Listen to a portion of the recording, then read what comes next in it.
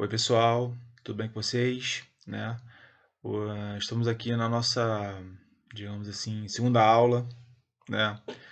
E vamos continuar falando sobre a Primeira República, né? Mas a gente vai falar mais especificamente da questão das transformações, né? Que ocorreram, né? a- Durante esse período, né? Desse período de 41 anos, né? Que foi o tempo que durou a Primeira República, né? Nós vimos que a Primeira República foi uma república oligárquica, né? Que a participação popular não contava, né? Era tudo um arranjo de elites, né? As elites ali se entenderam, conseguiram construir um arranjo político ali e o poder era exercido por essa elite, né? Principalmente de São Paulo, mas ela dividia com Minas, né? Então essas duas oligarquias controlavam o poder político, né, no Brasil da Primeira República. E esse arranjo político, ele não dava muita vazão, né, para os protestos, para as demandas populares, né, que estavam ocorrendo, né? Então você pega ali a revolta da vacina, que a gente vai ver, Canudos, a, o movimento operário, essas, digamos assim, essas manifestações populares eram, digamos assim, tratadas na porrada mesmo, né? Era repressão mesmo, dura, né? Não havia muita. A negociação ali não predominava, né? Digamos assim, para ficar mais fácil, né, de entender, né? Não quer dizer que não havia nenhuma negociação, até havia alguma, né? Mas o que predominava mesmo, em geral, era a porrada mesmo, né?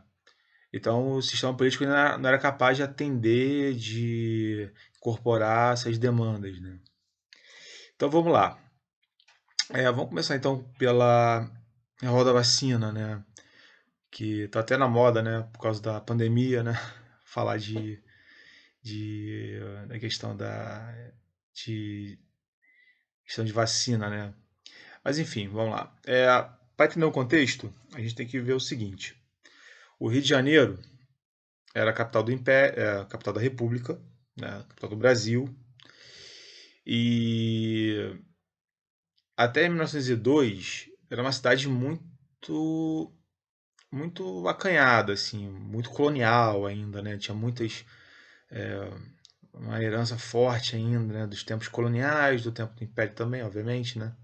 Então as ruas eram sinuosas, eram estreitas, né? No centro da cidade você tinha ali tinha os cortiços, né?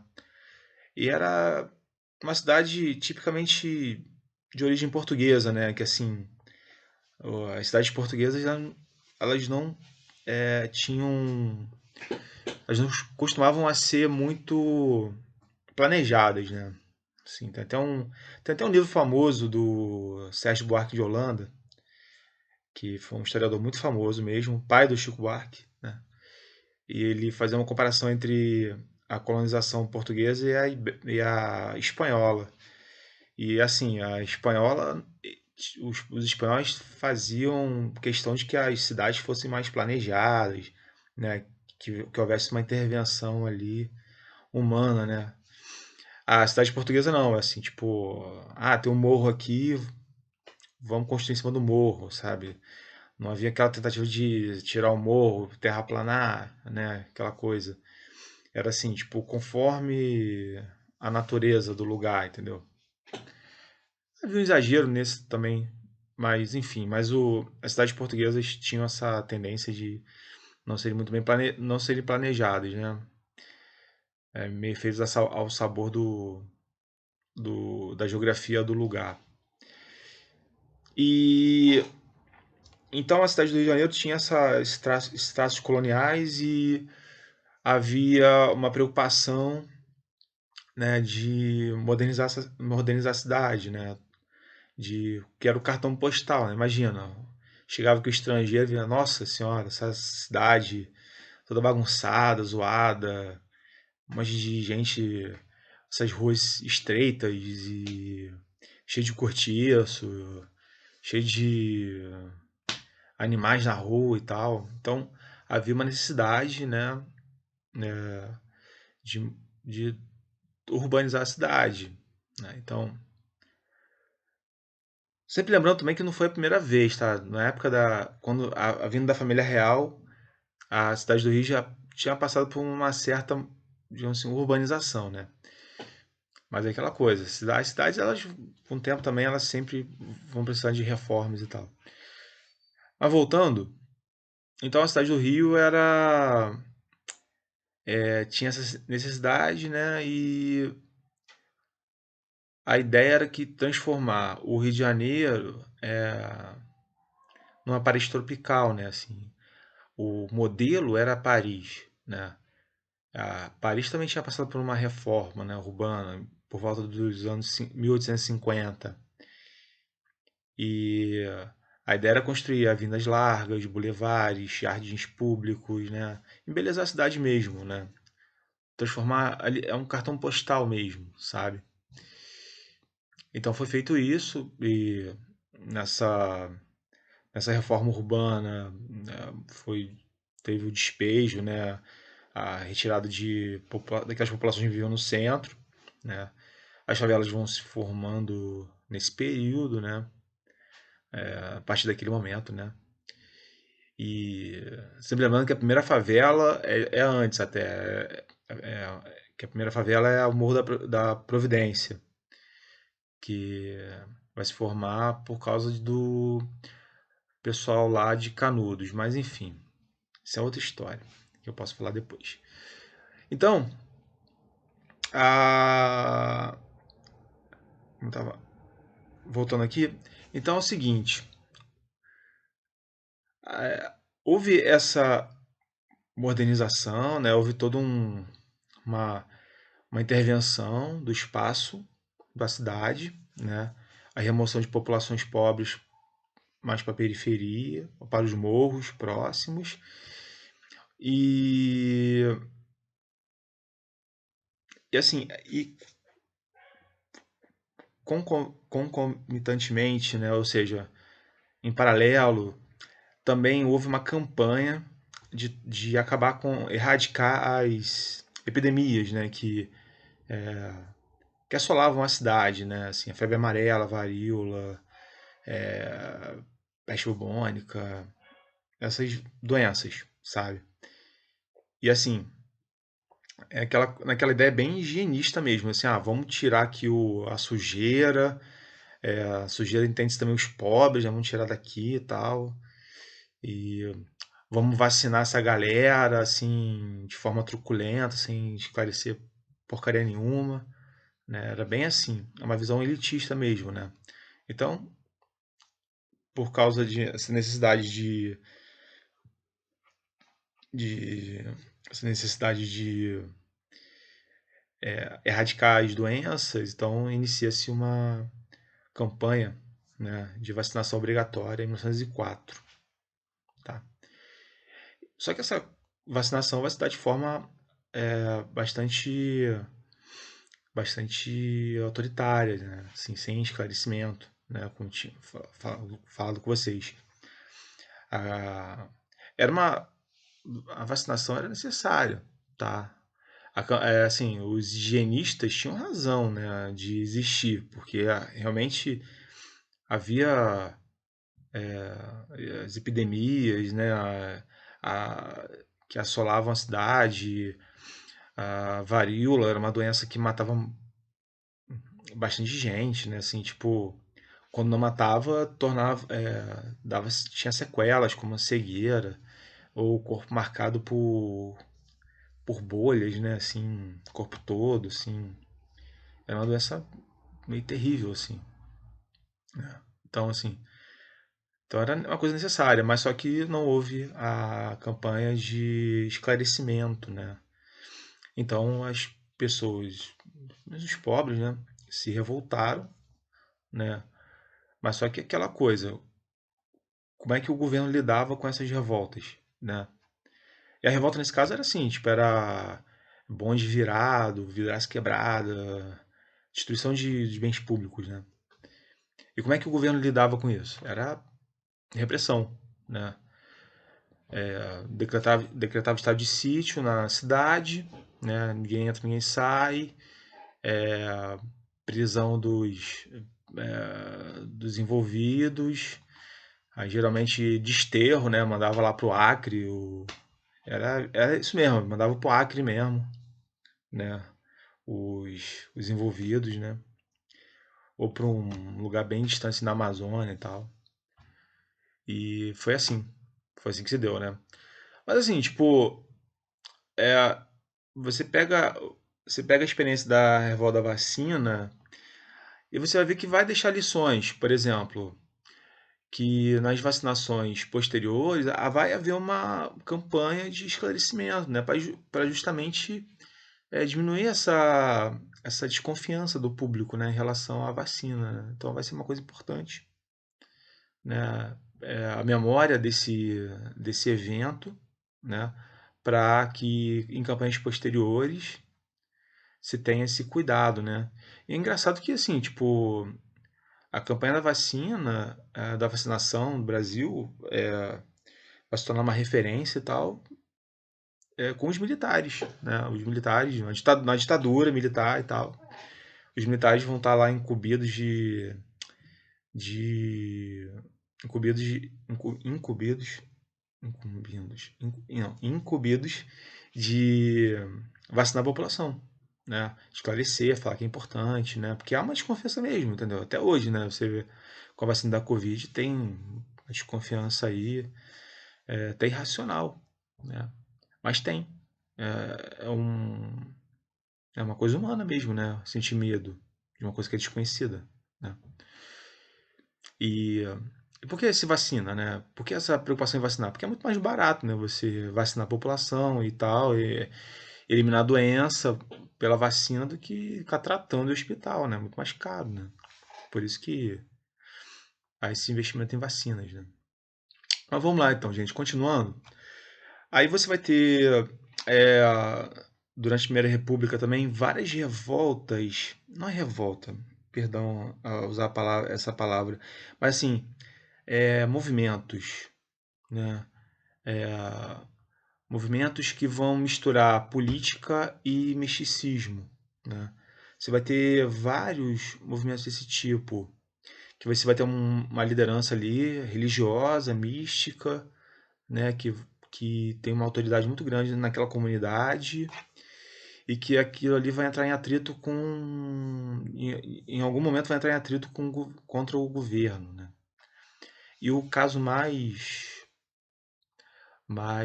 famoso é Canudos. Canudos vai ser um exemplo disso, né? Você vai ter ali, para começar assim, bem resumidamente, é o seguinte: você vai ter um cara chamado Antônio Conselheiro, né? Que vai ter um momento ali em 1893 e ele vai brigar lá com as autoridades locais ali, estaduais, né? Porque naquele momento ali houve um aumento de impostos e ele se rebela, né? E ele tinha uma oratória muito boa, assim, tinha um carisma, né, muito grande, e tal. Era uma liderança religiosa, mas não era da igreja, tá? Ele era um cara que, tipo, falava de forma, assim, eles chamavam de beato, né? Assim, essas pessoas que falavam de forma religiosa, mas não eram da igreja católica, assim, entendeu? Não eram oficialmente da igreja católica. Esse cara vai, foge pro interior do estado, para uma região chamada de Canudos mesmo, e vai montar um arraial, assim, uma comunidade, né? Atrai pessoas, de início atrai 230 pessoas, né? Ele funda esse povoado, esse arraial de Canudos, e em pouco tempo essa comunidade que tinha lá 200 e poucas pessoas lá, passam a ter mais de 20 mil, né? 20 e poucos mil pessoas. Isso aí era gente pra caramba, se você pensar no século retrasado, né? Assim, 1800 e pouco, 1890 e pouco, né? Isso era muita gente, né? Vivendo sob a autoridade de uma liderança que não era da Igreja Católica, não fazia parte da elite política local. Era uma era um poder alternativo mesmo, né? E assim, era uma nova forma de se viver no sertão lá baiano, e aquilo ali gerava um temor muito grande das elites locais, das elites políticas locais daqueles proprietários de terra, aqueles latifundiários, assim, imagina, né, assim, 20 mil pessoas vivendo numa comunidade, né,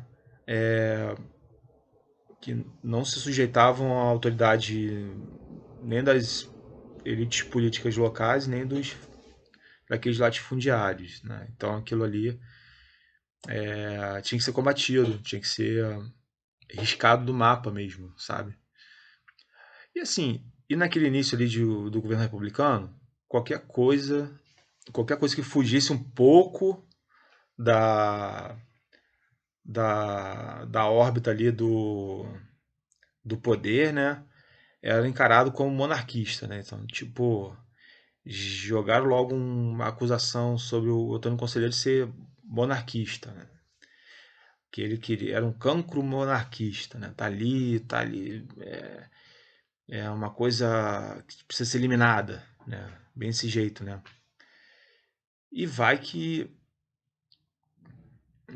enfim, né? Assim, tipo, o Otônio Conselheiro realmente criticava o novo regime, né? A República, mas ele não era monarquista, assim, tipo, não tinha base para acreditar que ele era um defensor da monarquia e tal, não. Ele era um cara, um líder de uma comunidade que vivia de forma independente dos poderes locais, era isso. Então você vai ter 4 expedições para destruir Canudos. A primeira falha completamente, a segunda também. A terceira, que vai ter a liderança do Moreira César, que era um militar famoso da época, e vai ter, com a ajuda de 1.200 homens, mais ou menos. Não sei ao certo de cabeça. Vai ter, os caras vão atirar metralhadora, direto no arraial, mas mesmo assim eles perdem. O governo federal, a terceira expedição do governo federal é derrotada por um monte de sertanejo lá, de forma considerada vergonhosa para eles, né? A quarta, aí o governo federal manda assim 6 mil homens, cacetada de oficiais, de armamento e tal, e vão para destruir mesmo. Aí conseguem destruir. Eles inclusive até prometem para os sobreviventes, se rende aí e tal, que vocês vão ser, vão ser, vamos deixar vocês vivos, né? Assim, vocês vão sobreviver e tal. Não cumpre a promessa, né? Eles matam lá os sobreviventes, né? Assim, degolam, é um troço horroroso, né? Aquela época era muito violento, tá, gente? Violento mesmo, assim. Não tinha pena, não, tá? É degolar e deixar. Era horrível. Mas enfim, para mostrar para vocês como o governo lidava com com essas manifestações, essas, essas formas de organização também, né, que fugiam ali da órbita ali do poder, né, do governo.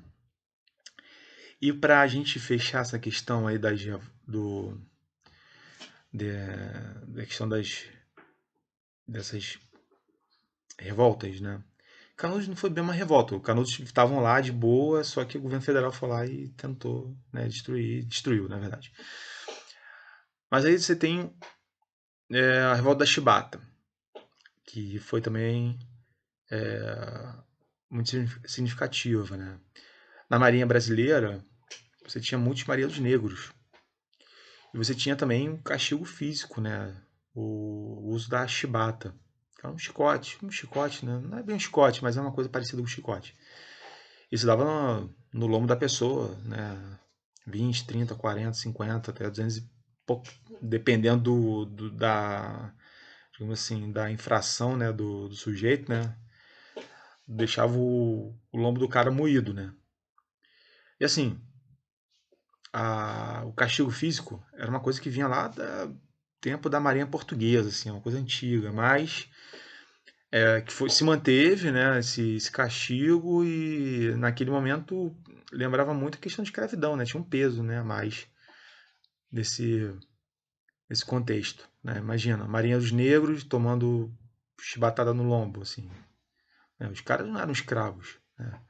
Mas assim, a, a, o castigo físico acabava rememorando, né, essa coisa da escravidão. E, bom, esses marinheiros se organizam, né? Eles tomam 3 encoraçados, que eram os 3 principais navios de guerra do Brasil, e apontam as armas para a cidade do Rio de Janeiro. E dão um estilo de advertência lá, tal, para dizer que é sério. Tipo, ó, toma aqui, a gente não tá de brincadeira, a gente quer que atendam às nossas reivindicações, que era principalmente acabar com os castigos físicos, né? Aquele momento ali era a posse do presidente da República, o Marechal Hermes, né? Que agora é um bairro no Rio de Janeiro. E o governo alivia, fala assim, cede, né? Fala assim, vamos negociar e tal, não sei o quê. Só que não cumpre, né? Acaba que a revolta volta, né? Assim, tipo, os caras tentam tomar, continuam rebelados, né? Aí vai ter a repressão, né? Quer ter muito isso, né? Promessas não cumpridas do governo federal e repressão, né? Canudos foi isso também, né? Um pouco.